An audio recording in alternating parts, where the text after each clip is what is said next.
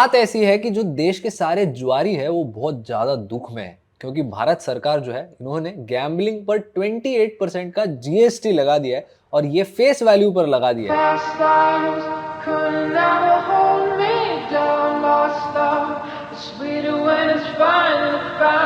तो चलिए समझते हैं इस रूल की वजह से भारत को क्या एडवांटेज हो सकता है और कहां पे प्रॉब्लम हो सकती है। देखो, हर चीज का प्रो एंड कॉन होता है।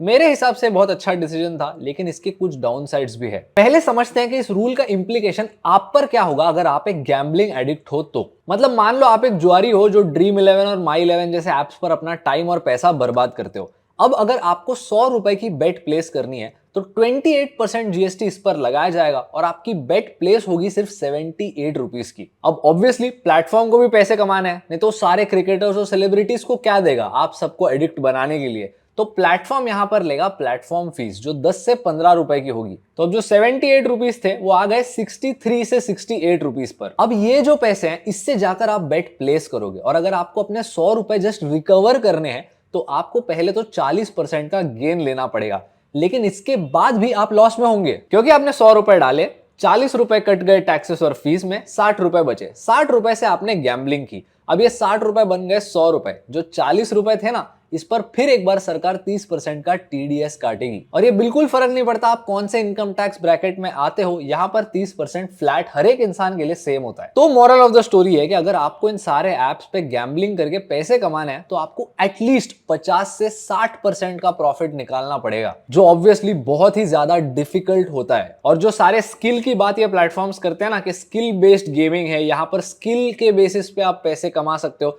और उसके बाद कन्वीनियंटली एंड में एक डिस्क्लेमर बता देते हैं कि यहाँ पे फाइनेंशियल रिस्क होता है और ये गेम एडिक्टिव भी हो सकता है, तो संभाल के खेले। तो यहाँ पर आप कितना भी स्किल लगा लो, 60% का प्रॉफिट निकालना बहुत मुश्किल होता है। तो अब भारत सरकार का जस्टिफिकेशन सिंपल है कि भारत में एनीवे बहुत सारा गैम्बलिंग रिलेटेड एडिक्शन एग्जिस्ट करता है, स्पेशली यूथ के बीच में। और मेनली जो सारी लोअर इनकम कैटेगरी की फैमिलीज होती है वहां पर ये एडिक्शन ज्यादा होता है, क्योंकि वहां पर होपलेसनेस भी होती है। अब पता नहीं कि जिंदगी के साथ क्या करना है, जॉब नहीं मिल रही, करियर का कोई सही डायरेक्शन नहीं मिल रहा, तो अब कैसे कमाया जा सकता है पैसा। तब ये सारे बच्चे इस डायरेक्शन में देखना शुरू करते हैं। और ये बिल्कुल कोई नई बात नहीं है, गैम्बलिंग जैसी चीज पर सबसे ज्यादा लोअर इनकम ग्रुप ही स्पेंड करता है। ये एग्जांपल साइकोलॉजी ऑफ मनी इस किताब में भी दी गई थी अमेरिकन कॉन्टेक्स्ट में। वहां पर स्टैटिस्टिक मेंशन की थी कि यूएस में जो सबसे लोएस्ट इनकम हाउस होल्ड होता है वो ऑन एवरेज $412 खर्च करता है लॉटरी पर। और ये वही सेम ग्रुप होता है जहां पे 40% से भी ज्यादा लोग एक इमरजेंसी सिचुएशन में $400 से ज्यादा नहीं ला सकते। मॉरल ऑफ द स्टोरी ये होती है कि होपलेसनेस इतनी ज्यादा होती है कि आप सेविंग जैसी चीजों पर ध्यान ही नहीं देते। आप बस चाहते हो कि एक चांस हमारा लग जाए और हम करोड़पति बन जाए और फिर लाइफ सेट होगी। बट ऑब्वियसली इससे किसका नुकसान होता है? आने वाले बहुत से जनरेशंस का। अब एक दूसरे मेजर पॉइंट की बात करते हैं। इसको लेके मुझे इंस्टाग्राम पर बहुत सारा हेट मिला। देखो, मैं पहले अपना ओपिनियन बताता हूं। मुझे ये गवर्नमेंट का मूव बहुत सही लगा because I feel very strongly about gambling. और इसी को लेके लोगों ने मुझे कहा कि दारू पर भी इतना ज्यादा टैक्स लगता है, सिगरेट पर इतना ज्यादा टैक्स लगता है, वो तो लोग एडिक्शन छोड़ते नहीं।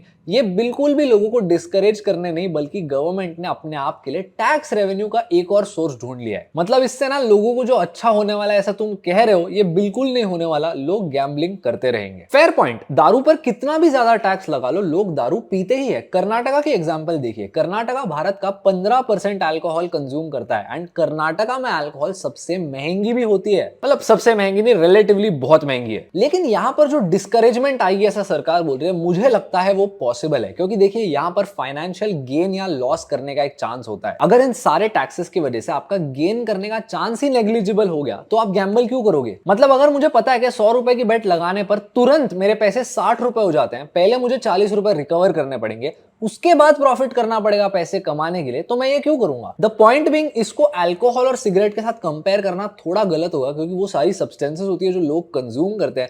यहां पर हम गैम्बलिंग की बात कर रहे हैं जो डायरेक्टली फाइनेंशियल गेन और लॉस से कनेक्टेड है। अब चलो बात करते हैं कि हमारे देश पर इसका कैसा असर पड़ेगा, प्रोज एंड कॉन्स क्या होंगे। आप शॉक हो जाएंगे कि इसके कॉन्स भी हो सकते हैं, डेफिनेटली हो सकते हैं। देखो, सबसे पहला बेनिफिट ये है कि ज्यादातर लोग अब डिस्करेज हो जाएंगे when it comes to gambling. ये वो लोग हैं जो गैम्बल कर रहे थे, या ये वो भी लोग हो सकते हैं जो कंसिडर कर रहे थे कि यार यार ट्राई करके देखते हैं, शायद यहाँ पे पैसा बन सकता है, लेकिन अब न्यूज पढ़ ली इतना सारा लॉस होने वाला है तो क्यों करना है। नॉट जस्ट दैट, बट इसका एक जनरेशनल इंपैक्ट होगा। आप ये एग्जाम्पल कंसिडर कीजिए। मान लो हमारे पास दो ग्रुप्स हैं मर्दों के। एक ऐसा ग्रुप है जहां पे 1 लाख ऐसे मर्द हैं जो ऐसे सारे एप्स पर पैसे वेस्ट करते हैं, और दूसरे ग्रुप में जो सारे मर्द हैं वो बिल्कुल भी ये प्रोडक्ट यूज नहीं करते। ये जो दोनों ग्रुप्स है, यहाँ पे जो मर्द है वो पेरेंट्स है, यानी कि उनके 1 या 2 बच्चे हैं, व्हाटएवर। तो अब आप प्लेन लॉजिक यूज करके मुझे बताइए कि इनके जो बच्चे हैं यहाँ पे किस ग्रुप के बच्चे का फ्यूचर ज्यादा ब्राइट होने वाला है। ग्रुप ए जहां पे पेरेंट्स गैम्बलिंग करते हैं, या ग्रुप बी जहां पे पेरेंट्स गैम्बलिंग नहीं करते। ऑब्वियस सी बात है ग्रुप बी। ग्रुप बी के केस में उसको और भी कम प्रॉब्लम्स फेस करने पड़ेंगे, और भी कम चाइल्डहुड इश्यूज होंगे। इनफैक्ट वहां पे अपॉर्चुनिटी भी ज्यादा होगी, क्योंकि पैसे जो है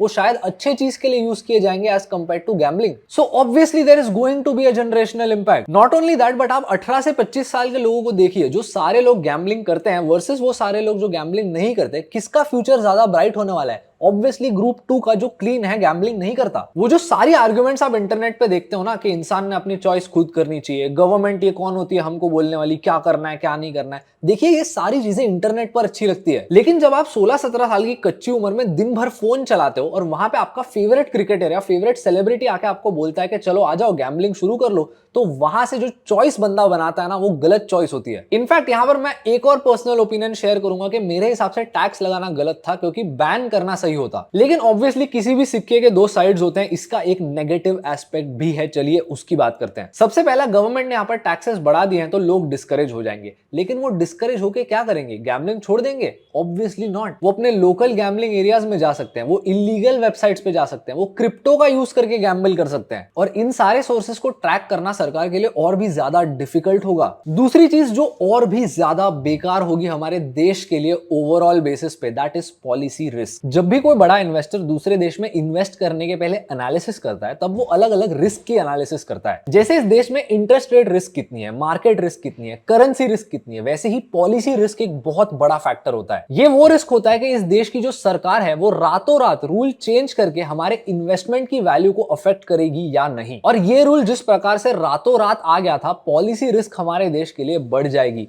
इससे पहले कि इन्वेस्टर्स हमारे देश में पैसा डालें, वो अब 2 बार सोचेंगे कि हम जिस सेक्टर में इन्वेस्ट करने वाले हैं वहां पर ऐसे सरकार ने आगे रातों रात रूल बदल दिया तो क्या होगा। और ये चीज ऑब्वियसली गवर्नमेंट ने भी सोचनी चाहिए थी, क्योंकि यहां पर पॉलिसी इनकंसिस्टेंसी है। आपको याद होगा कि हमारे देश के कोर्ट ने एक रूलिंग निकाला था जहां पर बताया था कि ड्रीम 11 और माई 11 जैसे जो एप्स है वो स्किल बेस्ड है, ना कि गैम्बलिंग। और इसके बाद कई सालों के लिए इस इंडस्ट्री में बहुत से इन्वेस्टर्स ने पैसे इन्वेस्ट किया, अलग अलग कंपनीज आई, एम्प्लॉयमेंट क्रिएट हुई, और उसके बाद सडनली ये रूल आया कि रातों रात 28% जीएसटी लग जाएगा और इंडस्ट्री की वाट लग गई। इसके जगह पर अगर सरकार ने डे 1 से एक सही स्टांस लिया होता कि हम गैम्बलिंग के खिलाफ है, हम इस चीज को डिस्करेज ही रखना चाहते हैं, तो शायद इस सेक्टर में इतने पैसे फ्लो ही ना होते। ये पैसे शायद किसी और सेक्टर में जाते जहां पर भारत का और भी ज्यादा भला हो सकता था। एसेंशियली ये पूरी तरह से एक वेस्टेड कैपिटल ही हुआ ना। एनीवे, बॉटम लाइन ये है कि this is not the end of India. India में और भी बहुत सी अपॉर्चुनिटीज होंगी, बहुत से ऐसे जगह होंगे जहां पे इन्वेस्टर्स इन्वेस्ट कर सकते हैं। भारत सरकार भी कम नहीं है, उन्होंने बहुत से जगह पर अपॉर्चुनिटीज भी दी है इन्वेस्टर्स के लिए। बहुत से ऐसे सेक्टर्स है जहां पर भारत सरकार स्टिमुलस भी देती है, तो ऑब्वियसली इन सेक्टर्स में ग्रोथ आनी ही है। ये अच्छा डिसीजन था या नहीं? मेरे हिसाब से तो बहुत अच्छा था। शायद और भी अच्छा हो सकता था अगर इस सेक्टर को पूरी तरह बैन कर दिया जाता तो, क्योंकि मैं चाहता हूं कि मेरे देश के लोग बड़ी चीजें करें, ना कि ऐसे ऐप्स पे अपने टाइम और पैसों को बर्बाद। एनीवे, आपको क्या लगता है? आप मुझे अपने ओपिनियंस कमेंट्स में बताइए, और अगर इस वीडियो से कोई भी वैल्यू मिली तो मेरे चैनल को सब्सक्राइब कीजिए। मैं ऐसे वीडियोस लेकर आता रहता हूं। I will see you next time.